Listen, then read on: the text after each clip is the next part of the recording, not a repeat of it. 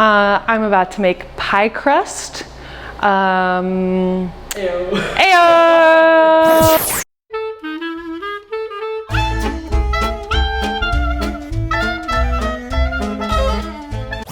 Let's get started by making a gluten-free butter-based pie crust together. First, we are going to start with the flour. We're measuring out using grams on a kitchen scale, 300 grams exactly of gluten-free baking flour. Now you can use a 1-to-1 mix, or you can make your own mix. If you're making your own mix, I recommend using a mixture of sorghum flour or rice flour, whether you decide to use white or brown rice, and then add a starch. And you can add cornstarch, you can add arrowroot starch, you can add tapioca starch. You could use a little bit of cassava flour, but cassava flour behaves differently in recipes like this. You want this crust to be light and fluffy, so it's about the butter. The butter owns the show and the flour is just holding the butter together. So let's get started. So let's talk methodology about pie crust. The butter owns the show. We want to keep the butter cold and intact for as long as possible. So we want to handle it with our hands for as short of an amount of time as possible. So we're going to start with 300 grams of flour. We're going to move rather quickly. We measured out 300 grams and we're going to add a half a teaspoon of salt and swipe it and add it in. And we're gonna add 1 teaspoon of sugar, swipe, add it in. And using a whisk, we're whisking our dry ingredients together, making sure that everything is incorporated before we move to add in the butter. Next, we're gonna add in 8 ounces exactly, which is 2 sticks of very, very cold butter. And using a pastry cutter or a fork, we're going to crush it in. Pie crust in a traditional recipe requires very, very low gluten development, and you integrate the flour with the butter, and the butter coats the flour, which prevents gluten from developing. So when we're applying this to gluten-free baking, we don't have any gluten to worry about developing, so we're actually in luck because the butter is still operating in the same way, and it's moisturizing the flour, and we're still working to touch it as little as possible to keep it cold. And then we'll add in just enough water to make sure that it feels like it comes together. This is a classic French recipe, and some people choose to add a little bit of shortening instead of butter. Some people choose to incorporate cream cheese. All of these things are totally great and flexible additions. It just needs to have a fat and a light flour. It's gonna take me a second to actually finish it. So at this point, we're looking really good because our flour is pretty well incorporated, but it's still chunky. You can see the bits of butter that are still in there. And so we're gonna remove from our pastry cutter.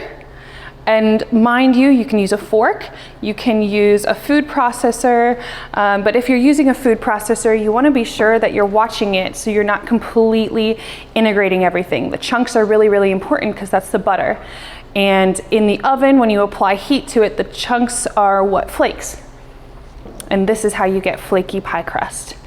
If you integrate the crust so that it's 100% soft and fine, you're gonna find yourself with a really, really tough crust. At this point, we can add in very, very cold water. Now, I have a cup of cold water here. You're definitely not gonna need 1 full cup. It's really important to go to feel. It's a very specific feeling of wet and soft, and it holds together, but it can still fall apart. And so this is adding hydration. You've got a little bit of hydration in your flour mixture already from the sugar, the 1 teaspoon, pardon me, of sugar, and a little bit of hydration from the butter. We're gonna add a little bit more to bring our dough together.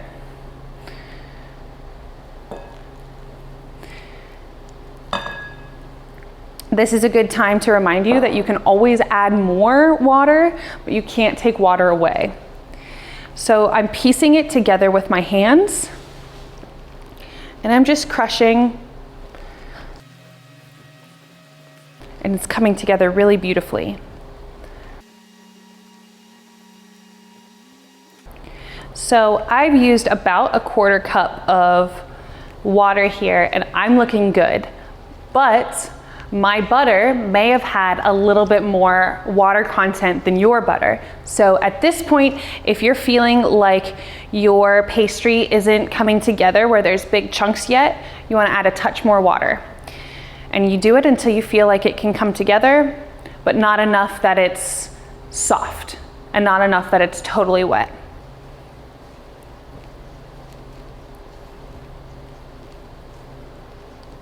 Because I don't need this anymore. I don't need this. At this point, when we've brought our dough together completely and it's molding together, but it's not 100% uniform, we're going to turn it out onto a lightly dusted surface. So you're gonna take some gluten-free flour, whatever it is, and you're gonna shake it across on a diagonal without adding too much flour additionally to your dough so that you're not messing with your hydration. So we're gonna turn it out, and it should still be crumbly. That's good. So we've turned our flour out onto our work surface. It's still cold to the touch, and we're gonna start working it. And it really doesn't need a whole lot of working. We're just working it so that it comes together into a semi-firm ball. At this point, your dough will actually make 2 crusts, or the bottom and a top, based on the recipe.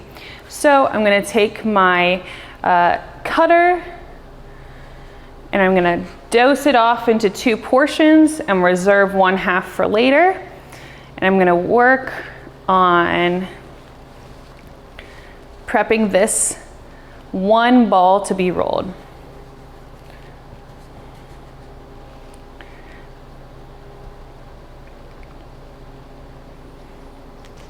So I've got a lightly floured work surface, and I've got my first ball formed and ready to be rolled. When we're rolling gluten-free dough, one of the tricks in our tool basket is using plastic wrap.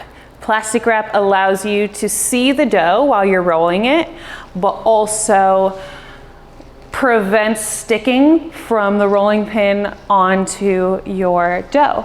And generally, gluten-free doughs are a little bit more hydrated than gluten doughs, and so they're a little bit stickier by nature. So I've layered them so that there's enough space that my pie plate will cover all parts of the saran wrap. I'm gonna take my rolling pin and just start rolling in a circle. And notice when I'm rolling, I have a rolling pin with handles, but I'm not actually using the handles, because when I use the larger part of the dowel, I can better control how thickly I'm rolling the dough, how thick the dough is rolled.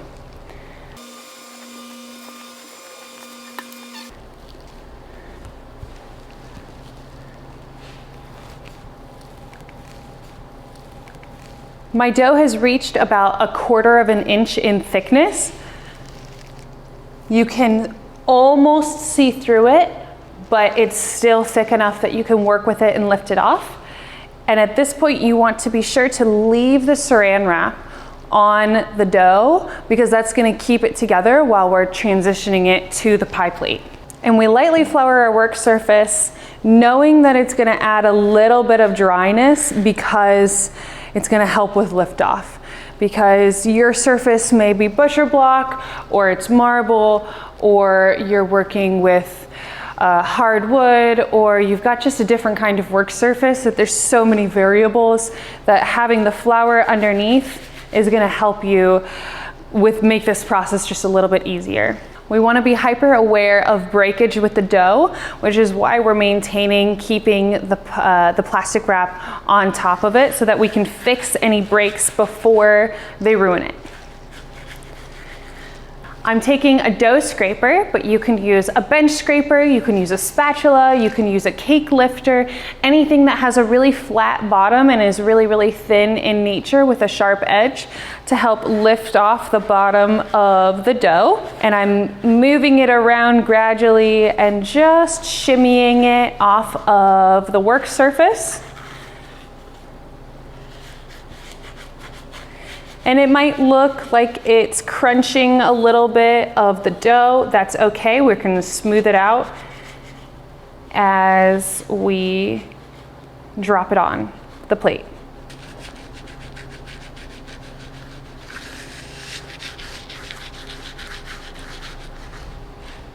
As I'm getting closer to the center, I'm gently lifting with my hand so that I'm not breaking the dough as I'm trying to get to the middle. And I'm being careful to keep the plastic wrap attached to the dough.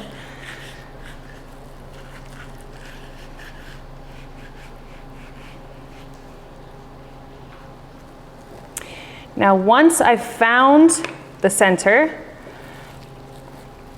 I'm going to keep my hand under it, move my pie plate close, and gently lift and place. You can see at this point, it's not a perfect circle. It's not perfectly placed in, but the plastic wrap is still on the pie plate. I'm going to take the underside of the dough and lift and press, gently pushing the crust into the corner crevice of the pie plate. And remember, the pie crust that's hanging off the sides right here has weight, and so you want to be gentle as you're pressing because breakage can very quickly occur. And I run my hand around it, giving it a nice even center. And then little moments like this where it doesn't quite fit the circle, you can just take your thumb and gently flatten it. Take your thumb and gently flatten it.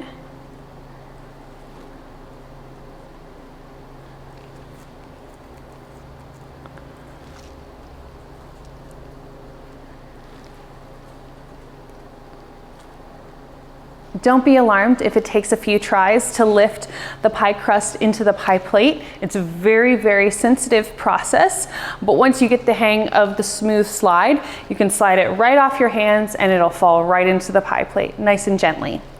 At this point, we've got the basis for our pie crust here. So we can peel the film back ever so gently, being sure that we're paying attention to our corners of our pie plate. And we can reserve our plastic wrap for our top layer of our crust. And I'm gently peeling it back. You can see little bits and pieces have come off with it. That's okay, those don't matter. Using a pastry cutter or a pizza wheel or a sharp knife with a sharp tip, we're gonna cut around the edges to create a beautiful circle.